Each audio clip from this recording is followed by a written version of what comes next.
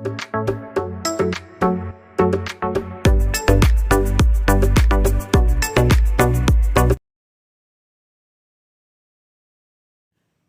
ഏവർക്കും study Nifty മലയാളത്തിന്റെ daily market ന്യൂസിലേക്ക് സ്വാഗതം. ഇന്ന് ഡിസംബർ 10 ബുധനാഴ്ചയാണ്. ഇന്നലെ നിഫ്റ്റിയും സെൻസെക്സും ഒക്കെ നെഗറ്റീവിലാണ് ക്ലോസ് ചെയ്യുന്നതെങ്കിലും ഇന്നലെ ഒരു ചെറിയൊരു പോസിറ്റീവ് സെന്റിമെന്റ് നമുക്ക് മാർക്കറ്റിൽ കാണാൻ കഴിഞ്ഞിരുന്നു. 50-day EMAയിൽ നിന്നും ഒരു നല്ല ബൗൺസ് ബാക്ക് നമുക്ക് ലഭിച്ചിരുന്നു.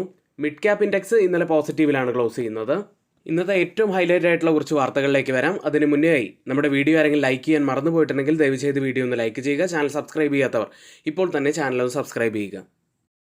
ഇന്നത്തെ ഏറ്റവും ഹൈലൈറ്റ് ആയിട്ടുള്ള കുറച്ച് വാർത്തകളിലേക്കാണ്. ആദ്യം മൈക്രോസോഫ്റ്റ് ഇന്ത്യയിൽ $17.5 ബില്യൺ നിക്ഷേപം നടത്തും. 2026 മുതൽ 2029 വരെ ആയിരിക്കും അതിൻ്റെ കാലയളവ് ഉണ്ടായിരിക്കുക.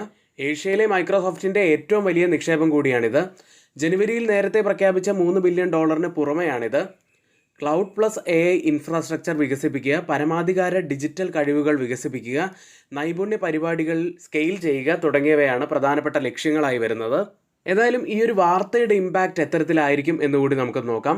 ഒരു പോസിറ്റീവ് ഇമ്പാക്റ്റിനുള്ള സാധ്യതയാണ് ഇന്ത്യൻ IT സെക്ടറിൽ നമുക്ക് കാണാൻ കഴിയുന്നത്. കാരണം ക്ലൗഡ് AI ഡിമാൻഡ് വലിയ തോതിൽ ഒരു ഉത്തേജനം ഉണ്ടാവാനുള്ള സാധ്യതയുണ്ട്. ഈ ഒരു കാരണം കൊണ്ട് തന്നെ TCS, Infosys, Wipro, HCL technologies, L&T, മൈൻട്രി തുടങ്ങിയ ഇന്ത്യൻ IT കമ്പനികൾക്ക് പ്രയോജനം ലഭിക്കാനുള്ള സാധ്യതയുണ്ട്. മറ്റൊരു വാർത്തയുള്ളത്, ഇൻഡിഗോയുടെ വിമാന സർവീസുകൾ 10% കുറയ്ക്കാൻ സർക്കാർ തീരുമാനിച്ചു. പ്രധാന വിമാനത്താവളങ്ങളിൽ ഒരാഴ്ചയായി വലിയ തോതിലുള്ള റദ്ദാക്കലുകൾ ഉണ്ടായതിനെ തുടർന്നാണ് ഇൻഡിഗോയുടെ 10% വിമാന സർവീസുകൾ കുറയ്ക്കാൻ സിവിൽ ഏവിയേഷൻ മന്ത്രാലയം ഉത്തരവിട്ടത്. നേരത്തെ DGCA 5% വിമാന സർവീസുകൾ കുറയ്ക്കാൻ നിർദ്ദേശിച്ചിരുന്നു. അതിനുശേഷമാണ് ഇപ്പോൾ 10% കുറച്ചിരിക്കുന്നത്. ഏതായാലും വീണ്ടും ഇൻഡിഗോയെ സംബന്ധിച്ച് നെഗറ്റീവായിട്ടുള്ള ഒരു വാർത്തയാണ്. ഇന്നലെ MK ഗ്ലോബൽ ഇൻഡിഗോയിൽ 26% അപ്സൈഡ് പോസിബിലിറ്റി ഉണ്ട് എന്നുള്ള ഒരു വാർത്ത പറഞ്ഞിരുന്നു. കൂടാതെ മോർഗൻ സ്റ്റാൻലിയും സിറ്റി റേറ്റിംഗ് ഏജൻസിയൊക്കെ ഒരു പോസിറ്റീവ് ഔട്ട്ലുക്കാണ് ലോങ് ടേമിൽ ഇൻഡിഗോന് നൽകുന്നത്. അടുത്തതായി മറ്റൊരു വാർത്തയിലേക്കാണ്. ഇന്ത്യയുടെ കൽക്കരി വൈദ്യുതി ശേഷി 10 വർഷത്തെ ഏറ്റവും ഉയർന്ന നിലയിലെത്തി. ഒരു ദശാബ്ദത്തിലെ ഏറ്റവും ഉയർന്ന നിരക്ക് കൂടിയാണിത്. കഴിഞ്ഞ സാമ്പത്തിക വർഷത്തിലെ മൊത്തം കൂട്ടിച്ചേർക്കലുകളേക്കാൾ ഇതിനകം 59% വർധനമാണ് വന്നിരിക്കുന്നത്. ഏതായാലും ഈ ഒരു വാർത്തയുടെ ഗുണം ലഭിക്കാൻ സാധ്യതയുള്ള കുറച്ച് കമ്പനികൾ നോക്കാം. പവർ ജനറേഷൻ കമ്പനികളായിട്ടുള്ള NTPC, NHPC, SJVN, Tata power, Adani power തുടങ്ങിയ കമ്പനികളും കോൾ മൈനിങ് കമ്പനികളായിട്ടുള്ള കോൾ ഇന്ത്യ, NLC ഇന്ത്യ തുടങ്ങിയ കമ്പനികൾക്കും ഇതിൻ്റെ ഒരു പോസിറ്റീവായിട്ടുള്ള ഇമ്പാക്റ്റ് ലഭിക്കാനുള്ള സാധ്യതയുണ്ട്.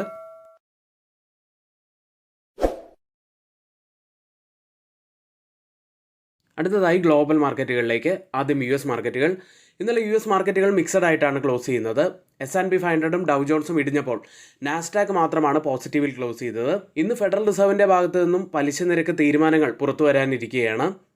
25 ബേസിസ് പോയിൻറ്റ്സിൻ്റെ റേറ്റ് കട്ട് ഉണ്ടാകും എന്നുള്ള പ്രതീക്ഷകൾ ഉണ്ടായിരുന്നെങ്കിലും ഒരു ഹോക്കിഷ് ടോണിലുള്ള ഒരു സ്പീച്ചാണ് ചിലപ്പോൾ ഒരുപക്ഷെ പുറത്തു വരാൻ സാധ്യതയുള്ളത് എന്നതുകൊണ്ടാണ് മാർക്കറ്റ് ഇന്നലെ മിക്സഡ് ആയിട്ട് ക്ലോസ് ചെയ്യുന്നത്. ഫെഡറൽ റിസർവിൻ്റെ 2 ദിവസത്തെ മീറ്റിംഗ് ഇന്നലെ US ആരംഭിച്ചു കഴിഞ്ഞു. US ഇൻഫ്ലേഷൻ ഇപ്പോഴും സെൻട്രൽ ബാങ്കിൻ്റെ ടാർഗറ്റ് ആയിട്ടുള്ള 2% മുകളിലാണ് എന്നത് ആശങ്കപ്പെടുത്തുന്ന ഒരു കാര്യം തന്നെയാണ്. S&P 500ൽ 11ൽ 5 സെക്ടറുകൾ ഇന്നലെ നെഗറ്റീവിലാണ് ക്ലോസ് ചെയ്യുന്നത്. അതിൽ എനർജി സെക്ടറായിരുന്നു കൂടുതൽ ഇടിവുണ്ടാക്കിയത്, 0.7%. നേട്ടമുണ്ടാക്കിയ സെക്ടർ ഹെൽത്ത് കെയറുമായിരുന്നു. അടുത്തതായി US ലിസ്റ്റ് ചെയ്ത ഇന്ത്യൻ കമ്പനികളുടെ പ്രകടനം നോക്കുകയാണെങ്കിൽ ടെക്സൈഡിൽ ഇൻഫോസിസ് 0.17% ഉയർന്നു. വിപ്രോ 1% മുകളിൽ നേട്ടത്തിലും. ബാങ്കിങ് സൈഡിൽ ICICI ബാങ്ക് ഒരു മ്യൂട്ടഡ് അവസ്ഥയിലും HDFC ബാങ്കും ഒരു മ്യൂട്ടഡ് അവസ്ഥയിലുമാണ് ക്ലോസ് ചെയ്യുന്നത്. ഡോക്ടർ റെഡ്ഡി ലബോറട്ടറീസ് 0.54% ഇടിവിലും ക്ലോസ് ചെയ്തിരിക്കുന്നു. അടുത്തതായി യൂറോപ്യൻ വിപണിയിലേക്ക്. US federal reserve monetary policy മീറ്റിംഗിന് മുന്നോടിയായി യൂറോപ്യൻ വിപണികൾ മിക്സഡ് ആയിട്ടാണ് ക്ലോസ് ചെയ്യുന്നത്. ഏഷ്യൻ വിപണികളിലേക്ക് ഇന്നിപ്പോൾ ഓപ്പൺ ചെയ്തിരിക്കുന്ന ഏഷ്യൻ മാർക്കറ്റുകളെല്ലാം റെഡിൽ തന്നെയാണ്. ജപ്പാൻ മാർക്കറ്റ് നിക്കി 0.29% ഇടിവിൽ ട്രേഡ് ചെയ്യുന്നു. KOSPI market 0.10% ഇടിവിൽ. ഗിഫ്റ്റ് നിഫ്റ്റി ഇപ്പോൾ ഉള്ളത് 21 പോയിൻറ്റ്സ് ഇടിവിൽ 25,910 എന്ന നിലയിലാണ്.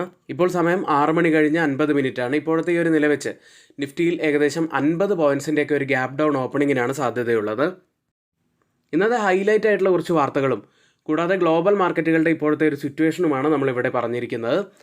ഇനി സ്റ്റോക്ക് ന്യൂസിലേക്ക് വരാം. അതിന് മുന്നേ നമ്മുടെ വീഡിയോ ആരെങ്കിലും ലൈക്ക് ചെയ്യാൻ മറന്നു പോയിട്ടുണ്ടെങ്കിൽ ദയവ് ചെയ്ത് വീഡിയോ ഒന്ന് ലൈക്ക് ചെയ്യുക. ഇനി ആർക്കെങ്കിലും നമ്മുടെ പെയ്ഡ് എഡ്യൂക്കേഷൻ ടെലഗ്രാം ചാനലിൽ ജോയിൻ ചെയ്യാൻ താല്പര്യമുണ്ടെങ്കിൽ ഇപ്പോഴത്തെ 55% ഡിസ്കൗണ്ടോട് കൂടി 1299 രൂപയ്ക്ക് ഇപ്പോൾ നിങ്ങൾക്ക് ജോയിൻ ചെയ്യാൻ കഴിയുന്ന നല്ലൊരു അവസരമുണ്ട്. എല്ലാവരും പരമാവധി വിനിയോഗിക്കാൻ ശ്രമിക്കുക. അടുത്തതായി സ്റ്റോക്ക് ന്യൂസിലേക്ക്. ആദ്യം സ്വിഗ്ഗി എന്ന കമ്പനിയാണ്. ഡിസംബർ 9 ഓഹരിക്ക് 390.51 എന്ന നിലയിൽ QIP കമ്പനി ആരംഭിച്ചു. 10,000 കോടി രൂപ വരെ സമാഹരിക്കാനാണ് കമ്പനി പദ്ധതിയിടുന്നത്. അടുത്ത ഹൈവേ ഇൻഫ്രാസ്ട്രക്ചർ എന്ന കമ്പനിയാണ്. ആന്ധ്രാപ്രദേശിലെ കാസ ടോൾ പ്ലാസ പ്രവർത്തിക്കുന്നതിന് NHAIയിൽ നിന്ന് 328.8 കോടി രൂപയുടെ പുതിയൊരു ഓർഡർ കമ്പനിക്ക് ലഭിച്ചു. അടുത്ത് IRB ഇൻഫ്രാസ്ട്രക്ചർ എന്ന കമ്പനിയാണ്. ടോൾ പിരിവ് നവംബറിൽ 15.8% വർദ്ധിച്ച് 716.1 കോടി രൂപയിലെത്തി. കഴിഞ്ഞ വർഷം ഇതേ കാലയളവിൽ 618.5 കോടി രൂപയായിരുന്നു ടോൾ പിരിവായി കമ്പനിക്ക് ലഭിച്ചിരുന്നത്. അടുത്തത് GPT ഇൻഫ്രാ പ്രൊജക്ട്സ് എന്ന കമ്പനിയാണ്. ഉത്തർപ്രദേശിൽ 199.17 കോടി രൂപയുടെ റെയിൽവേ പാലം പദ്ധതിക്ക് ഏറ്റവും കുറഞ്ഞ ലേലക്കാരായി കമ്പനി മാറിയിരിക്കുന്നു. മറ്റൊരു കമ്പനി ഗോദ്രേജ് ഇൻഡസ്ട്രീസ് ആണ്. 150 കോടി രൂപയുടെ ഒരു ഡയറി യൂണിറ്റ് നിർമ്മിക്കുന്നതിന് ക്രീം ലൈൻ ഡയറി തെലങ്കാന സർക്കാരുമായി ഒരു ധാരണാപത്രത്തിൽ ഒപ്പുവെച്ചു. അടുത്ത് ടാറ്റ പവറാണ്. 400 kV കോട്ടേശ്വർ ഋഷികേഷ് ട്രാൻസ്ഫോമർ ലൈനിൻ്റെ പ്രവർത്തനങ്ങൾ കമ്പനി ആരംഭിച്ചു. ഉത്തരാഖണ്ഡിൽ നിന്ന് 1000 മെഗാവാട്ട് ജലവൈദ്യുതി വടക്കൻ സംസ്ഥാനങ്ങളിലേക്ക് മാറ്റാൻ ഈ ലൈൻ സഹായിക്കും. ഇന്ന് F&O സെഗ്മെൻറ്റിൽ ബാനായ സ്റ്റോക്കുകൾ ബന്ധൻ ബാങ്ക്, സമ്മൻ ക്യാപിറ്റൽ തുടങ്ങിയവയാണ്. അടുത്തതായി FIDA ഡാറ്റയിലേക്കാണ്. FIs ഇന്നലെ വലിയ സെല്ലിംഗ് തന്നെയാണ് നടത്തിയത്. 3760 കോടി രൂപയ്ക്ക് ക്യാഷ് മാർക്കറ്റിൽ അവർ സെൽ ചെയ്തു. എന്നാൽ DIs ആവട്ടെ അതിലും വലിയ ബൈയിങ് ആണ് നടത്തിയത്. 6225 കോടി രൂപയുടെ വളരെ വലിയൊരു ബൈയിങ് ഇന്നലെ DIsൻ്റെ ഭാഗത്തു നിന്നുണ്ടായി. ഇന്ന് നിഫ്റ്റിയിലും ബാങ്ക് നിഫ്റ്റിയിലും ശ്രദ്ധിക്കേണ്ട കുറച്ച് കാര്യങ്ങളിലേക്കാണ്. 25,840 121 പോയിൻറ്റ്സ് ഇടിഞ്ഞാണ് നിഫ്റ്റി ഇന്നലെ ക്ലോസ് ചെയ്യുന്നത്. കുറച്ച് ദിവസം മുൻപുള്ള വീഡിയോസിൽ തന്നെ നമ്മൾ കൃത്യമായി പറഞ്ഞിരുന്നതാണ്, ഒരു ഫോളിംഗ് വെഡ്ജ് പാറ്റേൺ ആണ് ഫോം ആയിക്കൊണ്ടിരിക്കുന്നത്. അതിൽ നിന്നും ഒരു ബ്രേക്ക് ഡൗൺ വരാനുള്ള സാധ്യതകളാണ് കൂടുതലായിട്ട് കാണാറുള്ളത്. അത്തരത്തിൽ തന്നെ ഇന്നലെ ആ ഒരു ഫോളിംഗ് വെഡ്ജ് പാറ്റേണിൽ നിന്നും താഴേക്ക് ഒരു ബ്രേക്ക് ഡൗൺ ആണ് ഇപ്പോൾ സംഭവിച്ചിരിക്കുന്നത്. നിഫ്റ്റി ഒരു സമയത്ത് 25,728 എന്ന ലോ ടച്ച് ചെയ്തിരുന്നു. അവിടെ നിന്നും നല്ലൊരു ബൗൺസ് ബാക്ക് ലഭിക്കാനുള്ള 2 കാരണങ്ങളാണ് ഇനി പറയാൻ പോകുന്നത്. ഒന്ന് 50-day EMA ടച്ച് ചെയ്തതിന് ശേഷമാണ് നിഫ്റ്റിയിൽ നല്ലൊരു ബൗൺസ് ബാക്ക് ഉണ്ടായത്. കൂടാതെ നമ്മൾ പറഞ്ഞ ആ ഒരു പ്രധാനപ്പെട്ട സോണിനുള്ളിൽ എത്തിയതിന് ശേഷവും ഒരു ബൗൺസ് ബാക്ക് ലഭിച്ചു. ആ സോൺ എത്രത്തോളം പ്രധാനപ്പെട്ടതാണ് എന്ന് നമുക്ക് മനസ്സിലാക്കാൻ കഴിയും. അതായത് 200 പോയിൻറ്റ്സിൻ്റെയൊക്കെ ഒരു റിക്കവറിയാണ് ആ ഒരു ലോ ടച്ച് ചെയ്തതിന് ശേഷം നമുക്ക് നിഫ്റ്റിയിലുണ്ടായത്. നിഫ്റ്റിയുടെ 5 മിനിറ്റ് ചാർട്ടാണ് നമ്മളിപ്പോൾ കണ്ടുകൊണ്ടിരിക്കുന്നത്. എത്രത്തോളം നല്ലൊരു ബൗൺസ് ബാക്കാണ് നിഫ്റ്റിയിൽ ലഭിച്ചത് എന്ന് നമുക്ക് ഇതുവഴി കാണാൻ കഴിയും. ഇനി നിഫ്റ്റിയുടെ വീക്ക്ലി ക്യാൻഡിൽ നോക്കിക്കഴിഞ്ഞാൽ ഒരു ഹാങ്ങിങ് മാനിന് സമാനമായ ക്യാൻഡിലാണ് ഫോം ആയിരിക്കുന്നത്. കൂടാതെ ഇന്നലെ അതിൻ്റെ ലോ ബ്രേക്ക് ചെയ്യുകയുണ്ടായി. അതും ഒരു ബിയറിഷ് ആയിട്ടുള്ള കാര്യം തന്നെയാണ്. ഇനി ഡൗൺ സൈഡിലെ ആ ഒരു നമ്മുടെ സപ്പോർട്ട് സോൺ തന്നെയാണ് ഇനി വളരെ ഇമ്പോർട്ടൻ്റ് ആയിട്ട് വരിക. അത് ബ്രേക്ക് ചെയ്യുകയാണെങ്കിൽ പിന്നീട് നമ്മൾ ശ്രദ്ധിക്കേണ്ടത് 25,289 ആയിരിക്കും. കൂടാതെ ഇന്നലത്തെ ഡെയിലി ക്യാൻഡിലും ഒരു റെഡ് ക്യാൻഡിൽ തന്നെയാണ്. ഒരു റിക്കവറിക്കുള്ള ചെറിയ സാധ്യതകൾ ഉണ്ടെങ്കിലും ഒരു ബിയറിഷ്നെസ് തന്നെയാണ് ഇപ്പോഴും നമുക്ക് മാർക്കറ്റിൽ കാണാൻ കഴിയുന്നത്. മാക്സിമം ഓപ്പൺ ഇൻട്രസ്റ്റ് രേഖപ്പെടുത്തിയിരിക്കുന്ന സ്ട്രൈക്കുകൾ പ്രകാരം ഒരു റെസിസ്റ്റൻസ് ആവാൻ സാധ്യതയുള്ളത് 25,900 സപ്പോർട്ട് ആവാൻ സാധ്യതയുള്ളത് 25,800 ബാങ്ക് നിഫ്റ്റിയിലേക്ക് 59,222 16 പോയിൻറ്റ്സ് ഇടിഞ്ഞാണ് ബാങ്ക് നിഫ്റ്റി ഇന്നലെ ക്ലോസ് ചെയ്യുന്നത്. ബാങ്ക് നിഫ്റ്റിയിൽ ഇന്നലെ നല്ലൊരു റിക്കവറിയാണ് നമുക്ക് കാണാൻ കഴിഞ്ഞത്. പോസിറ്റീവായിട്ടുള്ള ഒരു കാര്യം തന്നെയാണ്. പക്ഷേ അപ്സൈഡിലെ ആ ഒരു റെസിസ്റ്റൻറ്റ് ട്രെൻഡ് ലൈൻ ബ്രേക്ക് ചെയ്ത് ക്ലോസ് ചെയ്യേണ്ടതായിട്ടുണ്ട്. ബാങ്ക് നിഫ്റ്റിയിലെ കഴിഞ്ഞ ആഴ്ചത്തെ വീക്ക്ലി ക്യാൻഡിൽ ഒരു ഹാങ്ങിങ് മാനിന് സമാനമായ ക്യാൻഡിൽ തന്നെയാണ്. പക്ഷേ അതിന് താഴെയായിട്ട് ഒരു ക്ലോസിംഗ് വെച്ചിട്ടില്ല എന്നതൊരു പോസിറ്റീവായിട്ടുള്ള കാര്യം തന്നെയാണ്.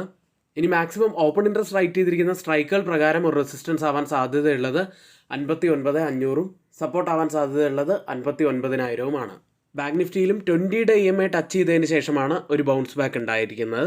ഇന്ന് നമ്മൾ ശ്രദ്ധിക്കേണ്ട ഏറ്റവും പ്രധാനപ്പെട്ട കുറച്ച് കാര്യങ്ങളിലൂടെയാണ് നമ്മളിവിടെ കടന്നു പോയിരിക്കുന്നത്. ഇനി ആർക്കെങ്കിലും പുതിയൊരു ഡിമാറ്റ് അക്കൗണ്ട് ഓപ്പൺ ചെയ്യണമെന്നുണ്ടെങ്കിൽ ലിങ്ക് നമ്മൾ ഡിസ്ക്രിപ്ഷൻ ബോക്സിലാണ് നൽകിയിരിക്കുന്നത്. ഇന്നിവിടെ നമ്മൾ പറഞ്ഞ എല്ലാ കാര്യങ്ങളും ഏറ്റവും ഓതറൈസ്ഡ് ആയിട്ടുള്ള സൈറ്റുകളായ money control, mint, Reuters, CNBC, financial express തുടങ്ങിയ മാധ്യമങ്ങളിൽ നിന്നാണ് എടുത്തിരിക്കുന്നത്. മറ്റുള്ളവയെല്ലാം നമ്മുടെ വ്യൂസ് മാത്രമാണ്, ഒരിക്കലും റെക്കമെൻഡേഷൻ അല്ല. നിങ്ങളുടെ എഡ്യൂക്കേഷണൽ പർപ്പസിന് വേണ്ടി മാത്രമാണ് ഷെയർ ചെയ്യുന്നത്. ഇനി ആർക്കെങ്കിലും നമ്മുടെ പെയ്ഡ് എഡ്യൂക്കേഷൻ ടെലഗ്രാം ചാനലിൽ ജോയിൻ ചെയ്യാൻ താല്പര്യമുണ്ടെങ്കിൽ തൊട്ടുമുകളിൽ നമ്മളിവിടെ ഒരു വാട്സപ്പ് നമ്പർ നൽകിയിട്ടുണ്ട്. ആ നമ്പറിൽ മെസ്സേജ് അയച്ച് നിങ്ങൾക്ക് ജോയിൻ ചെയ്യാവുന്നതാണ്. ഇന്നത്തെ വീഡിയോ ഇവിടെ പൂർത്തിയാവുന്നു. ഏവർക്കും നന്ദി.